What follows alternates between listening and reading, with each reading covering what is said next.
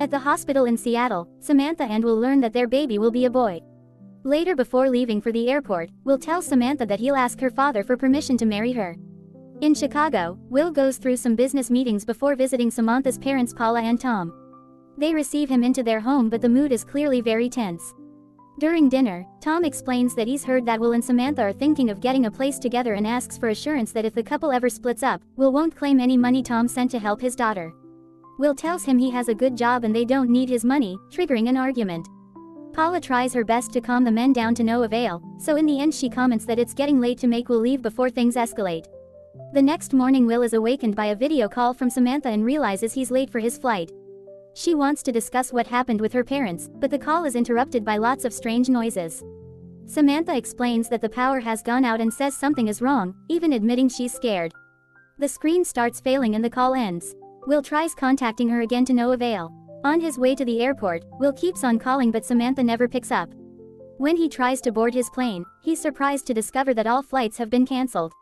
On the news, they talk about huge seismic events off the Southern Californian coast until they lose contact with their LA studio.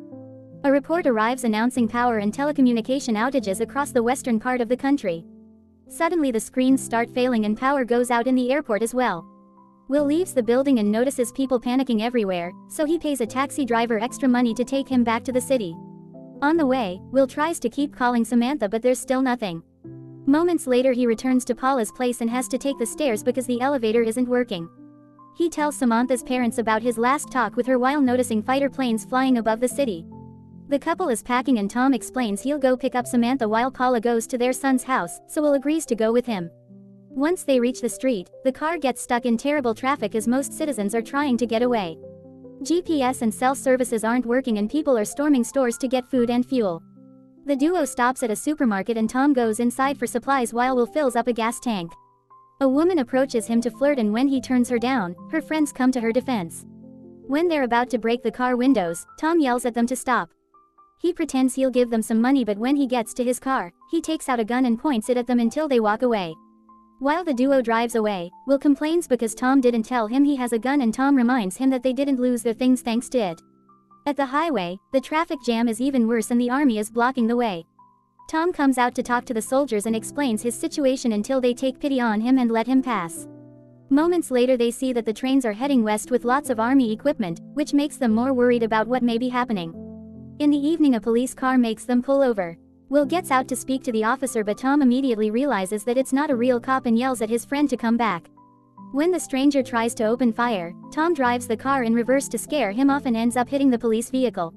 Then Will quickly gets back in the car and they drive away as the fake cop fails to shoot them. Since the stranger is coming after them in the police car, Tom tells Will to load his gun. Suddenly the fake cop hits their car from behind and Tom has to take a moment to regain control of the wheel. When the guy starts driving next to them, Will fails to shoot him, and Tom has to explain how to load the gun correctly. The cars continue to bump into each other as Will finally opens fire to no avail.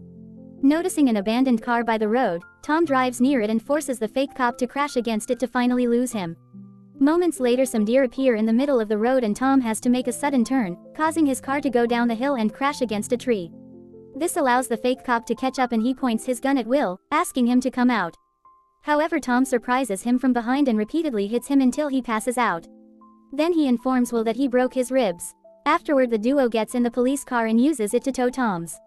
The next day they arrive at a trailer park, where all the locals are wary of them. At the repair shop they meet Ricky, who agrees to fix their car. On the radio, reporters explain that all communications are down except for local ham radios and short waves. The government has gone silent and nobody knows what's happening. As cries for help mix with the news report, they notice the birds flying in strange patterns in the sky. When Tom goes to the bathroom, he looks at the big bruise on his body, which hurts quite badly. Then Ricky tells him that she can give the car a temporary fix but it'll break again in the middle of the trip. Hearing that she was planning to leave for California, Tom offers her a deal. He'll pay her to come with them, that way she gets closer to her destiny and can fix the car again whenever it breaks down. After some hesitation, Ricky agrees by asking for more money. Before leaving they load the car up with Ricky's tools. In the evening they notice that a car is behind them, so they pull over and turn off the lights. After the car passes by, they drive after it by using their taillights as a guide. When Ricky checks her compass, she notices that the needle is spinning wildly. Suddenly another car appears on their side of the road, so Will has to quickly dodge and the new vehicle crashes against the one they've been following, sending them both off the road. Will checks on one of the cars but finds no survivors. Ricky checks the other one and finds a dead woman. Her husband is trying to say something but can't because he's clearly on the verge of death. When Ricky and Will say they should take him to a hospital, Tom refuses, pointing out it's too far and the man will just die mid-trip. Tom and Will get back in the car but Ricky is still stuck staring at the bodies. Soon another vehicle stops nearby and some creepy-looking men come out. A wary Tom starts speeding up to escape but Will convinces him to pick up Ricky before they leave. As they take off, Tom explains he only picked her up because Will asked him to. Ricky is offended and says she won't fix the car again, so Tom shakes the car to make her hit her face on the front seat. Later when they stop the car to fill the tank, Ricky and Will watch the clouds behaving rather oddly. Suddenly lightning hits a utility pole and a huge storm begins. Tom has trouble driving because even with the lights it's hard to see, so they decide to wait under a bridge until the rain stops. The next day the trip continues under better weather. When they drive by a radio tower, the car radio picks up the signal. The reporter says there's still no internet, no cell service, and no news from the government. A few miles ahead, the trio finds the road blocked by the locals and their vehicles. The sheriff is wary of them but lets them pass when Will tells him the names of all the people he knows in this town. Afterward Will stops to visit his friend Meg, who shares that she hasn't heard from her husband since he left for a business trip before the incident. Will uses the chance to take a shower, Ricky does maintenance on the car, and Tom fills up their water bottles. Meg can't stop herself from having a breakdown, thinking her husband will never come back. A sympathetic Will tries his best to comfort her and promises it'll be fine, but he can't stay. Then the trio returns to the road. Some smoke nearby gets their attention and they discover a crashed military plane. Ricky wonders if it was shot down. Sometime later they arrive at a water park and decide to look for supplies. Ricky jumps into a pool hoping to go for a swim, but the water is very hot. After watching a military helicopter fly by, they begin their search. The register is missing all the cash and all the cars had their tires slashed, but at least they can fill the gas cans. Tom struggles to lift them because of his injury and Will has to take over. That night when they drive past an antenna, all their phones begin buzzing. Tom has a voicemail from Samantha telling him she loves him, but the message is full of static and ends before she can say more. When Tom tries to call Paula, it doesn't work. Suddenly they see a line of people walking on the road while coughing. There's smoke in the distance and when they come closer they discover the whole area is on fire. Ricky thinks they should turn back but Will points out this is their only option. As they cross the area, smoke and ash surround the car. Will stops driving when he finds a woman in the middle of the road and she explains she has a flat tire. Ricky and Will want to help her, but some armed men come out of hiding. It turns out they force the woman to act as bait. These guys try to steal their fuel and Will tries to fight one, but the man easily knocks him down with just a few hits. When Tom tries to reach for his own gun, he pulls his broken ribs and falls in overwhelming pain. After forcing Rick to fill their tank, the men steal all the gas cans and take off. The trio gets in their car and Will asks the woman to come with them, but she wants to stay with her unconscious husband. A car chase ensues through the smoke and the robbers open fire, so Will responds by hitting their car with his. Tom keeps on coughing and can barely move, so he gives the gun to Ricky. After a few missed shots, she manages to shoot the men's tires and causes their car to crash. Once it lands on its roof, Ricky rushes to take the gas cans, however a man refuses to let go of them. There's lots of struggle until she finally gets one can back and Will urges her to run because he's seen a fuel leak. Fortunately they're far enough when the car explodes. Moments later Ricky asks Will to stop the car. She rushes out and has a breakdown as she realizes she killed the men by making their car crash. Tom and Will remind her that she saved them, but still let her have a moment to herself. By the time the sun rises, Ricky is still not back. Will calls her name but there's no answer. He also notices her things are gone. Tom admits they shouldn't have asked her to come. As the trip continues, Tom starts coughing up blood. They stop when they find a crash site with cars and a whole train, so Will goes to get any fuel he can find. When he comes back he finds Tom unable to breathe because his lungs are collapsing. To get the pressure out, Will inserts a needle into Tom's chest, which helps him breathe again. After they take off, Tom asks Will to promise to take good care of Samantha. They bond over family, histories and Tom finally admits Will is a good man. It turns out he knows Samantha is pregnant and now knows that Will is going to be a good father. In the evening, they cross a bridge and notice lots of abandoned cars. When they find the way blocked by a bunch of armed men, Will explains that his friend needs medical attention. The creepy group tells him to bring the car forward, but Will can tell it's a trap and starts driving in reverse. Two guys chase him on bikes while Will turns the car around and shoots at the armed men standing nearby. Then he does some sudden turns to make both bikers crash. Now the duo can drive ahead again, but there's still a truck blocking the way. Tom opens fire while Will sways the car, allowing them to make the truck crash to the side and drive through the end of the bridge to finally leave. Sadly, the strain is too much for Tom and he dies in the back seat. Moments later, Will stops the car to stare at the body and think about what to do.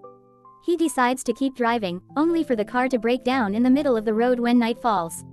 After yelling in frustration, Will covers the car and Tom's body with fuel and lights them on fire as a final goodbye. The next day, Will continues to walk while the occasional driver that passes by ignores him. Eventually a car finally stops and the family agrees to give him a ride, but the man makes Will hand over the gun first. During the trip they try to use the radio to no avail. Moments later the group makes it to a house belonging to Will's father and he tells the family they can stay. After sleeping for a few hours to rest, Will tells the family they can have all the supplies here in exchange for their car, and the man agrees. Before leaving, Will retrieves his gun. The following day Will finds a city in ruins, but he still keeps going. Eventually he finally makes it to Seattle, where ash is falling from the sky. There are lots of abandoned cars and he enters a fire truck to get a gas mask. Then Will continues on foot, noticing all the bodies inside the cars. When he looks at the city, he sees smoke coming out of most buildings. He crosses the streets while dodging all the crashed vehicles until he reaches his apartment building. By climbing the fire escape he enters his place through a window, only to discover that half the building has collapsed. On a wall, there's a message from Samantha telling him where to find her. Afterward Will drives as fast as he can to the address. Jeremiah receives him with a gun, but Samantha stops him and runs to reunite with her boyfriend. Once they settle down, Will tells her about her dad, saying he wouldn't have survived without him. That night Will is woken up by a rumbling sound. He goes out to investigate and sees the northern lights in the sky. Samantha and Jeremiah are drinking at a campfire, so he joins them. They tell him how the city was hit by a supposed earthquake and the cops made everyone evacuate at the last second. However, Jeremiah doesn't think it was an earthquake. He thinks a nuclear bomb hit the coast and a virus took down the grid before anyone could figure out what happened. Will doesn't believe it and Jeremiah continues to freak him out when he asks to see his gun. In private, Samantha assures Will she doesn't believe the bomb story either and the couple gets naughty. Later Will goes to the bathroom and sees Jeremiah checking out his car. The next morning Jeremiah apologizes for his babbling last night, saying it was the alcohol. Will confronts him about the car and Jeremiah claims he saw two kids trying to steal stuff. Apparently those kids ran to the woods, so the men go looking for them but only find deer. Then Will tells Jeremiah that he and Samantha are leaving, so he can come along. Jeremiah says that Samantha wants to stay and turns around with his gun ready to shoot, only for Will to shoot him first. There's a huge dark cloud approaching at terrifying speed, so Will runs to get Samantha and they escape in the car. The cloud is storming through the area as the couple speeds through the road, hoping they can survive the chase. Thanks for watching. Please like and subscribe for more videos.